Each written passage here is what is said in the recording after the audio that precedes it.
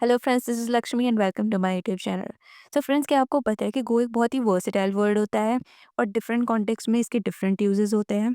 अगर आपको नहीं पता तो इस वीडियो में हम गो के बहुत सारे यूजेस कवर करने वाले हैं जो आपकी इंग्लिश को और स्मार्ट बना देंगे।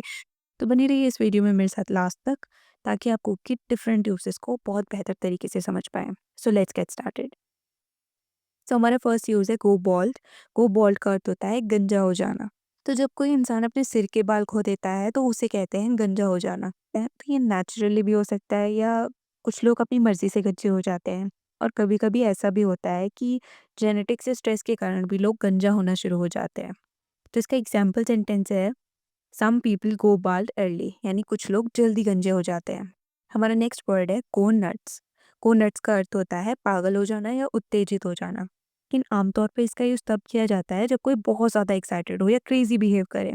इसका यूज़ हम एक्साइटमेंट के लिए कर सकते हैं, एंगर के लिए कर सकते हैं या क्रेजी बिहेवियर के लिए कर सकते हैं। और इसका यूज़ हम कैजुअल और इनफॉर्मल सिचुएशन में करते हैं, फॉर्मल सिचुएशन में इसका यूज़ नहीं किया जाता। और इसको आप नेगेटिव और पॉजिटिव दोनों कॉन्टेक्स्ट में यूज़ कर सकते हो। जैसे कि अगर आपको पॉजिटिव वे में यूज़ करना है तो जब कोई इंसान एक्साइटेड है तब आप पॉजिटिव वे में इसका यूज़ कर सकते हो। और जब कोई इंसान एंग्री है या क्रेजी बिहेव कर रहा है, पागलों की तरह बिहेव कर रहा है, जैसे आप कभी कभी बोल देते हो ना कि आपका दिमाग खराब हो गया है क्या, तब भी आप यूज़ कर सकते हो नेगेटिव कॉन्टेक्स्ट में। इसके एग्जाम्पल है the kids go nuts when they see ice cream, यानी बच्चे उत्तेजित हो जाते हैं जब वह आइसक्रीम देखते हैं। हमारा नेक्स्ट वर्ड है गो नम, जिसका अर्थ होता है सुन्न हो जाना। तो ये फिजिकली भी हो सकता है और इमोशनली भी हो सकता है। फिजिकली आप इसका यूज़ तब करते हो जब किसी के हाथ पैर ठंड की वजह से सुन्न हो जाते हैं, या कई बार ऐसा होता है कि जब आप काफ़ी देर तक बैठे हुए हो तब आपके पैर भी सुन्न हो जाते हैं। तो फिजिकली हम इस टर्म में यूज़ कर सकते हैं। इमोशनली आप तब यूज़ कर सकते हो जब कोई व्यक्ति इमोशनल रिएक्शन ना दे। ऐसा तब होता है नॉर्मली जब इंसान कोई शॉकिंग खबर सुनता है या उसने कोई दर्दनाक घटना फेस की हो। नॉर्मली ऐसा तब होता है और वो शॉक में चले जाते हैं और उन्हें समझ नहीं आता कि वो क्या रिएक्ट करें। हमें तब इमोशनल वे में इसका यूज़ होता है। इसका एग्जाम्पल है my fingers go numb in the cold. यहाँ पे गो नम का फिजिकली यूज़ किया गया है, जिसका अर्थ है ठंड में मेरी उंगलियां सुन्न हो जाती हैं। शॉकिंग वे में आप इसका यूज़ कर सकते हो। आप बोल सकते हो when I heard the bad news I went numb with disbelieve. जब मैंने बुरी खबर सुनी तो मैं अविश्वास से सुन्न हो गई, यानी मुझे बिलीव ही नहीं हो रहा था कि ऐसा हो गया और मैं शॉक्ड हो गई।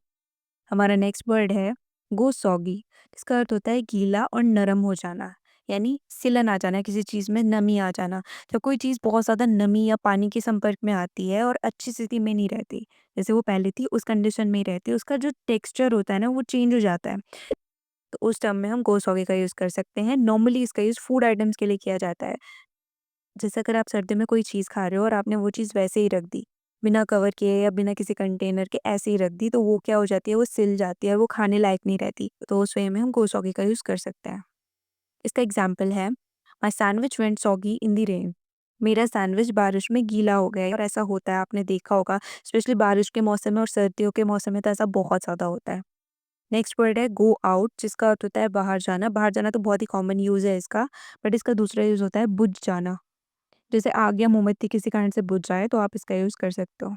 इसका एग्जाम्पल है the fire went out because of the wind, यानी हवा के कारण आग बुझ गई।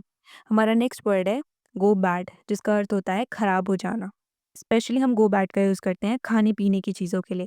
जब कोई खाने पीने की चीज़ सड़ गई हो या गल जाए या बासी हो जाए या किसी चीज़ की क्वालिटी या कंडीशन बिगड़ जाए, तब हम इसका यूज़ करते हैं।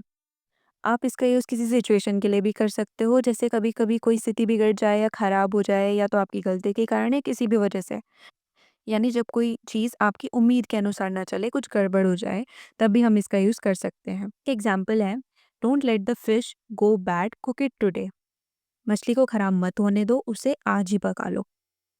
नेक्स्ट वर्ड है गो मिसिंग, जिसका अर्थ होता है गायब हो जाना। यानी जब कोई चीज़ अचानक से गायब हो जाए, गुम हो जाए या लापता हो जाए, तब हम इसका यूज़ कर सकते हैं। इसका एग्जाम्पल है the book went missing from the library, अर्थात किताब पुस्तकालय से गायब हो गई, यानी लाइब्रेरी से गुम हो गई। नेक्स्ट वर्ड है गो रॉन्ग, जिसका अर्थ होता है गलत हो जाना। तो जब चीज़ें या स्थिति अपनी योजना के अनुसार नहीं चलती है और गलत दिशा में चली जाती हैं और उसका रिजल्ट नेगेटिव आता है, तब आप इसका यूज़ कर सकते हो। यानी जब किसी वजह से आपके किसी काम में गड़बड़ हो जाए या तो आपके मिस्टेक की वजह से या किसी भी वजह से और रिजल्ट उसका उल्टा ही आ जाए, यानी जो आपने सोचा था उसका उल्टा रिजल्ट आए, तब हम इसका यूज़ करते हैं। इसका एग्जाम्पल है the project went wrong at the last minute, यानी लास्ट मिनट में प्रोजेक्ट में गड़बड़ हो गई। हमारा नेक्स्ट वर्ड है गो ड्राई, जिसका अर्थ होता है सूख जाना।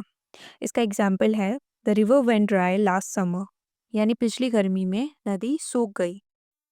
नेक्स्ट वर्ड है गो सावर, जिसका अर्थ होता है खराब या खट्टा हो जाना। हम गो सावर का यूज़ हम खाने पीने की चीज़ों के लिए करते हैं, और इसके अलावा जब रिश्ते खराब हो जाते हैं उस समय में भी हम इसका यूज़ कर सकते हैं। हम रिश्तों के टर्म में इसका यूज़ तब करते हैं जब रिश्ते, दोस्ती या कोई सौदा किसी बहस या लड़ाई के कारण खराब हो जाता है। ये किसी नेगेटिव चेंज को शो करता है जो किसी पर्सनल या इमोशनल रीजंस की वजह से आता है, जैसे कि विश्वासघात हो गया, गलतफहमी होगी, या रिश्तों में किसी भी वजह से दूरियां हो गई। जैसे हम ये बोल सकते हैं कि उनका रिश्ता बहस के कारण खराब हो गया। इसके लिए हम कह सकते हैं the relationship went sour after the argument. The example sentence है the milk will go sour if left outside, अगर दूध को बाहर छोड़ दिया तो वह खराब हो जाएगा। हमारा नेक्स्ट वर्ड है गो कोल्ड, जिसका अर्थ होता है अचानक रुचि या उत्साह खो देना, और दूसरा यूज़ है ठंडा हो जाना। तो इस फ्रेज़ का यूज़ तब सबसे ज़्यादा होता है जब आपको किसी चीज़ में पहले तो बहुत ज़्यादा इंटरेस्ट होता है और फिर धीरे-धीरे आपका इंटरेस्ट ख़त्म होने लगता है। यानी आप ठंडे पड़ जाते हो। पहले तो आप बहुत इंटरेस्टेड थे और जैसे ही आपने स्टार्ट किया वो चीज़ करना, तो धीरे-धीरे आपका इंटरेस्ट समय के साथ लूज़ होता गया। तो उस वे में हम इसका यूज़ कर सकते हैं। यानी इसका मतलब होता है किसी चीज़ में रुचि का कम हो जाना और किसी के उत्साह का ठंडा पड़ जाना।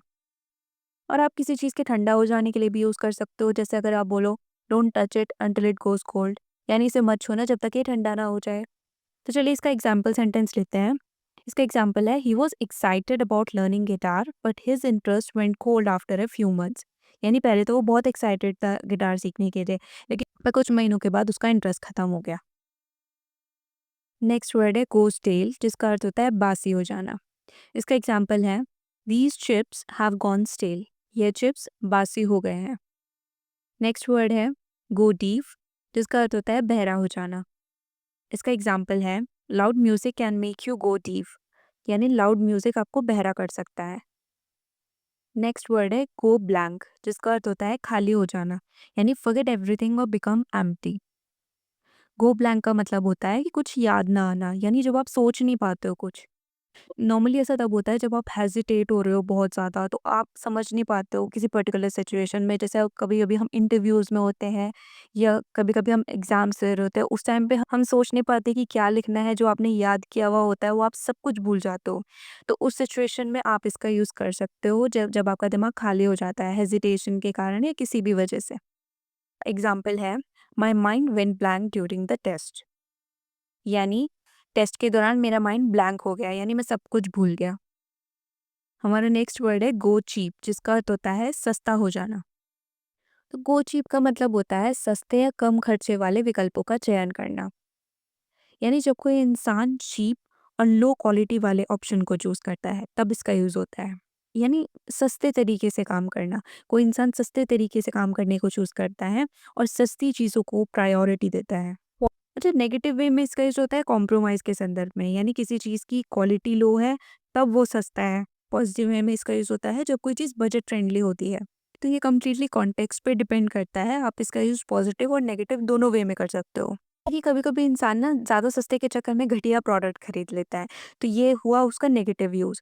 और कभी कभी इंसान बजट फ्रेंडली चीज़ों को और सर्विसेज को प्रायोरिटाइज करता है, प्रायोरिटी देता है, तो उस वे में इसका पॉजिटिव यूज़ होता है, बट उसकी क्वालिटी में कॉम्प्रोमाइज़ नहीं करता।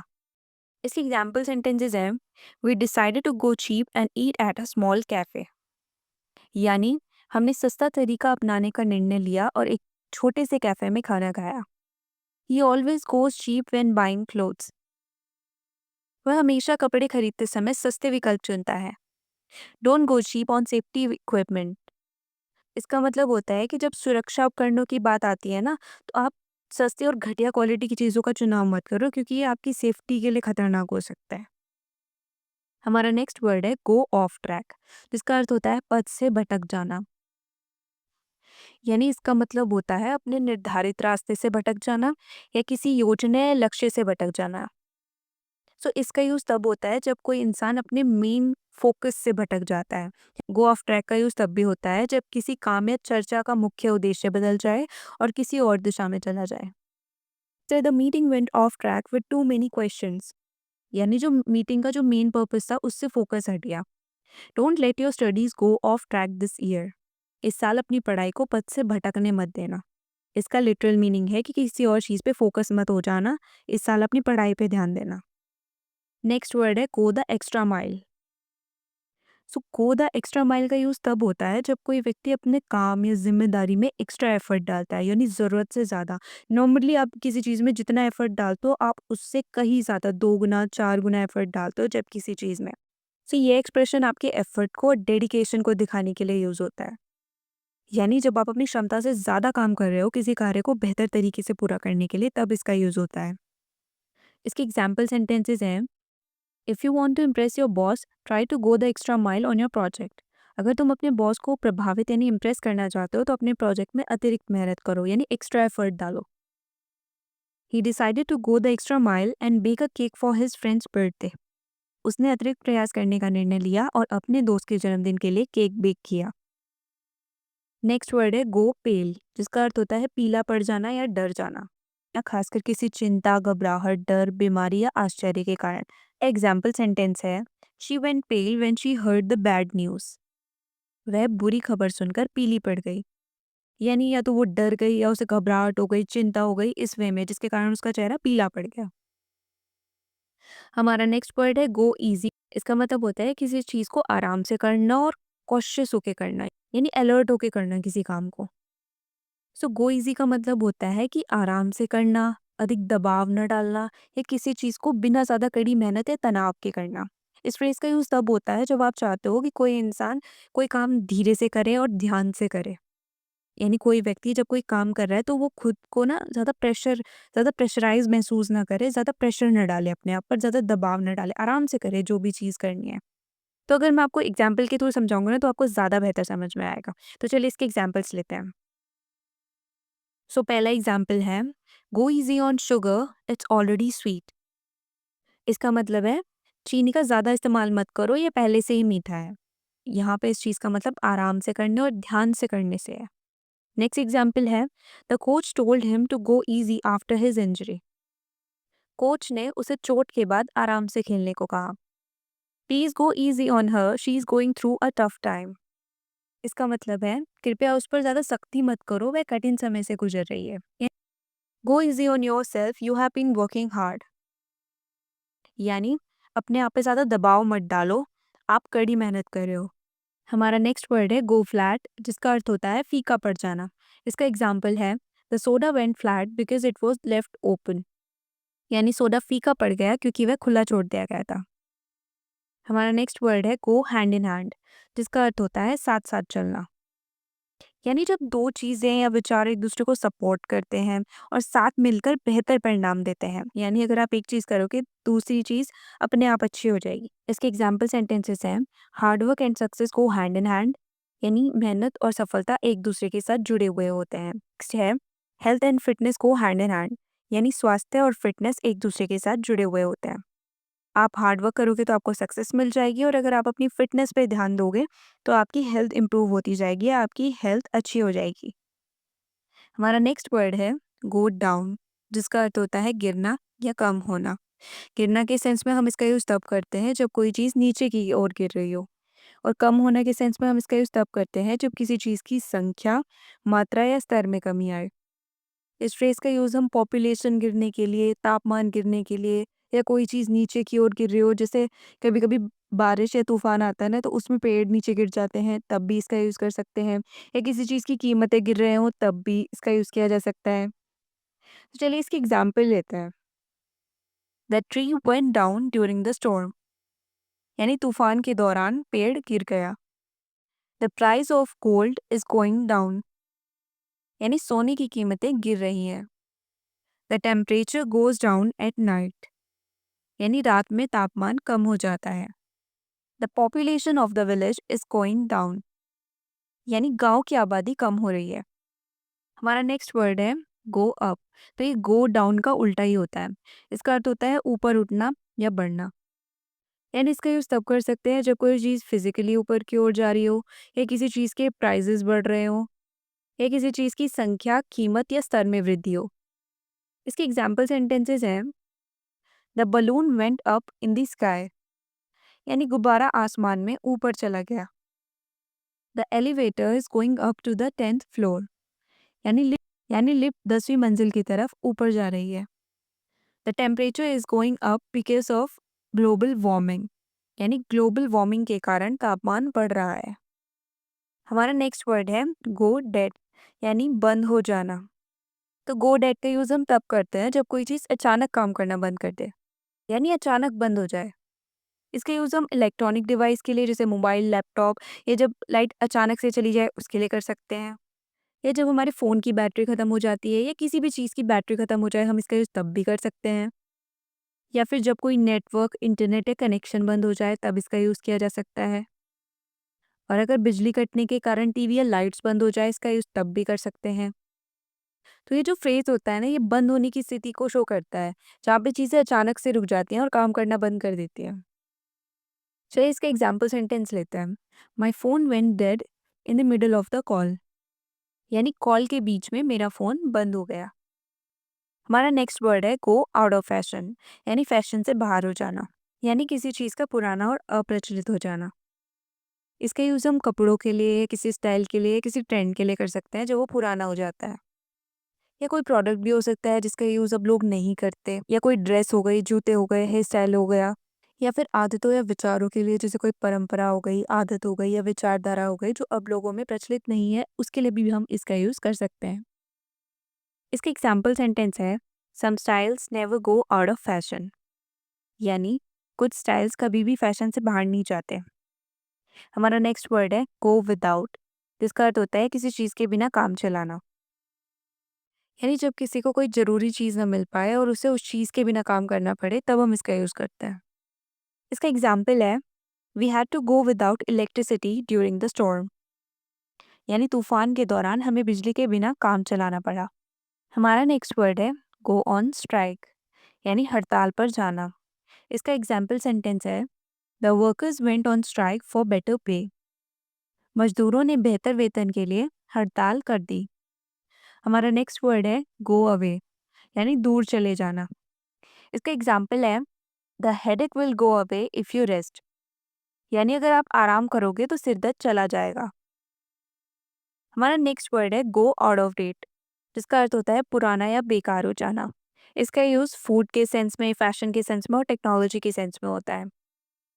अच्छा, फूड के सेंस में, किसी प्रोडक्ट के सेंस में इसका यूज़ तब होता है जब किसी चीज़ की एक्सपायर डेट खत्म हो गई हो। फैशन के सेंस में इसका यूज़ तब होता है जब कोई चीज़ समय के हिसाब से आउटडेटेड हो जाए, यानी समय के हिसाब से कोई भी किसी भी तरह का पहनावा है, या किसी भी तरह की कोई चीज़ है जो फैशन के अंतर्गत आती है, लोग अब उसका यूज़ नहीं करते। तो उस सेंस में भी आउट ऑफ डेट का यूज़ किया जा सकता है। अगर कोई टेक्नोलॉजी है तो वो टेक्नोलॉजी बहुत पुरानी हो चुकी है। इसका यूज़ डॉक्यूमेंट के सेंस में भी किया जा सकता है, जैसे जब कोई डॉक्यूमेंट पुराना हो जाए और यूज़फुल ना रहे। जैसे कि कोई डॉक्यूमेंट होते हैं जो 5 साल तक, 10 साल तक वैलिड होता है, उसके बाद उन्हें रिन्यू कराना पड़ता है। आउट ऑफ डेट और आउट ऑफ फैशन में ये अंतर है कि आउट ऑफ डेट का यूज़ तब करते हैं जब कोई चीज़ समय के हिसाब से आउटडेटेड हो जाती है और एक्सपायर हो जाती है।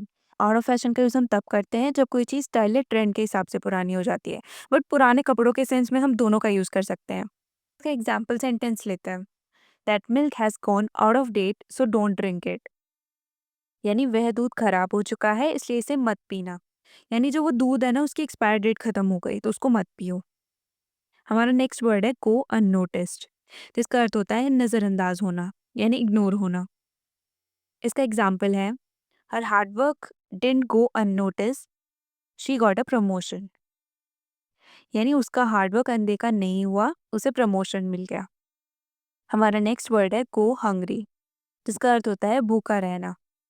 इसका एग्जाम्पल सेंटेंस है, no one should go hungry in this world, यानी इस दुनिया में किसी को भूखा नहीं रहना चाहिए। हमारा नेक्स्ट वर्ड है गो बैकरप्ट, जिसका अर्थ होता है दिवालिया हो जाना।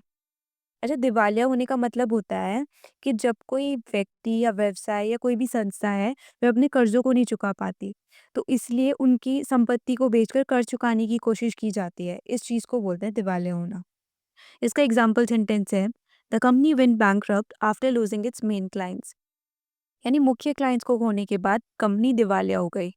हमारा नेक्स्ट वर्ड है गो ओवरबोर्ड, यानी अति करना। गो ओवरबोर्ड का यूज़ तब होता है जब कोई इंसान किसी चीज़ में ज़रूरत से ज़्यादा एफर्ट डाल देता है, जिनकी कोई ज़रूरत ही नहीं है, यानी किसी भी चीज़ में अति कर देता है और जनरली इसका रिजल्ट नेगेटिव ही आता है। इसके एग्जाम्पल सेंटेंसेस हैं, don't go overboard with decorations, keep it simple. यानी सजावट में अति मत करो, इसको सिंपल रखो। Don't go overboard with the spices और the dish will be too spicy to eat. यानी ज़रूरत से ज़्यादा मसाले मत डालो, वरना डिश इतनी तीखी हो जाएगी कि खाई ना जा सके। और इसके अलावा इसका यूज़ ज़्यादा खर्चा करने या जब कोई इंसान ज़रूरत से ज़्यादा इमोशन शो करता है तो उसके लिए भी किया जा सकता है। जैसे कि she went overboard crying during the movie, यानी फिल्म के दौरान वह ज़रूरत से ज़्यादा ही भावुक हो गई। नेक्स्ट है he went overboard buying gifts, यानी तोहफे खरीदने में उसने ज़रूरत से ज़्यादा ही खर्चा कर दिया। सो हमारा नेक्स्ट वर्ड है गो ग्रीन, जिसका अर्थ होता है पर्यावरण के अनुकूल बनना। यानी जब कोई पर्सन या ऑर्गेनाइजेशन एनवायरनमेंट को प्रोटेक्ट करने के लिए इको फ्रेंडली कदम उठाते हैं। इको फ्रेंडली कदम उठाते हैं मतलब ऐसे ऑप्शंस चूज करते हैं जो एनवायरनमेंट के लिए अच्छे होते हैं। जैसे सोलर पैनल का यूज़ करना हो गया, प्लास्टिक का यूज़ कम करना हो गया, इलेक्ट्रिकल व्हीकल को प्रमोट करना हो गया, जिससे नेचुरल रिसोर्सेज को प्रिजर्व किया जा सके और पोल्यूशन को भी कम कर सके। पर्पस एनवायरनमेंट के नुकसान को कम करना होता है और अर्थ को प्रोटेक्ट रखना होता है। इसके एग्जाम्पल सेंटेंसेस हैं, they decided to go green by using solar power to run the factory. उन्होंने फैक्ट्री चलाने के लिए सौर ऊर्जा का उपयोग करने का फैसला किया। Many cities are going green by promoting the use of electric vehicles. कई शहर इलेक्ट्रिक वाहनों के उपयोग को बढ़ावा देकर पर्यावरण के प्रति जिम्मेदार हो रहे हैं। We should go green by recycling more and reducing waste. हमें ज़्यादा रिसाइकल करके और कचरा कम करके पर्यावरण की रक्षा करनी चाहिए। रिसाइकल यानी यूज की हुई चीज़ों को दोबारा यूज़ करना। We decided to go green by using solar panels.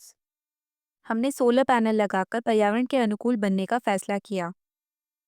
More people are trying to go green to save the environment. बहुत लोग पर्यावरण को बचाने के लिए पर्यावरण के अनुकूल बनने की कोशिश कर रहे हैं। तो यहाँ पर मैंने बहुत सारे एग्जाम्पल सेंटेंसेस दे रखे हैं ताकि आपको अच्छे से समझ आए।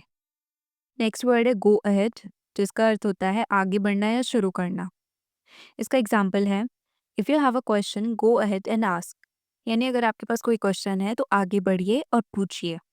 नेक्स्ट वर्ड है गो थ्रू, जिसका अर्थ होता है किसी कठिन परिस्थिति से गुजरना। इसका दूसरा यूज होता है किसी प्रक्रिया यानी किसी प्रोसेस या प्रोसीजर से होके गुजरना। इस फ्रेज का यूज हम तब करते हैं जब कोई किसी कठिन समय, समस्या या चुनौती से गुजरता है। और दूसरे वे में जब आप किसी प्रोसेस या प्रोसीजर से होके गुजरते हो तब भी इसका यूज करते हैं। इसके एग्जाम्पल सेंटेंसेस हैं, he went through a tough time, यानी वह मुश्किल समय से होके गुजरा। He went through a lot of struggles before starting his business. उसने अपना व्यवसाय शुरू करने से पहले बहुत संघर्ष किया, यानी बहुत डिफिकल्टीज फेस की। We need to go through the steps before completing the task. हमें कार्य पूरा करने से पहले सभी चरणों से होकर गुजरना होगा। The car has to go through an inspection before it can be sold. Car को बेचने से पहले निरीक्षण से गुजरना होगा। हमारा नेक्स्ट वर्ड है गो ऑफ, जिसका अर्थ होता है अचानक बजना या लाइट चली जाना। अचानक बजना यानी जब कोई चीज़ अचानक से बजने लगे, जैसे कोई अलार्म हो गया या घड़ी हो गया या घंटी हो गया या किसी भी तरह का सायरन हो गया, तब हम इसका यूज़ करते हैं। और इसके अलावा लाइट चली जाने के सेंस में भी हम इसका यूज़ कर सकते हैं। इसके एग्जाम्पल सेंटेंस है, the alarm went off at 7 AM, यानी अलार्म सुबह 7 बजे बजा। The power went off during the storm, तूफान के दौरान बिजली चली गई। नेक्स्ट वर्ड है गो विद द फ्लो, यानी परिस्थिति के अनुसार चलना। यानी जो भी हो रहा है उसे एक्सेप्ट करना, बिना ज़्यादा टेंशन के उस सिचुएशन के अकॉर्डिंग चलना और अपने आप को उस सिचुएशन के अकॉर्डिंग ढाल लेना। किसी चीज़ को या किसी सिचुएशन पे कंट्रोल करने की कोशिश ना करना, यानी ईजी गोइंग होना, ज़्यादा टेंशन नहीं लेना, सिचुएशन के अकॉर्डिंग रिएक्ट करना, चाहे वो बुरी है अच्छी है, उन चीज़ों को एक्सेप्ट करना और बिना किसी टेंशन के लाइफ को जीना। इसे बोलते हैं गो विद द फ्लो। इसकी एग्जाम्पल सेंटेंसेस हैं, I decided to go with the flow and not worry about every little thing. मैंने डिसाइड किया कि मैं सिचुएशन के अकॉर्डिंग चलूँगा और हर छोटी बात की चिंता नहीं करूँगा। नेक्स्ट है, sometimes it's best to just go with the flow and enjoy the moment.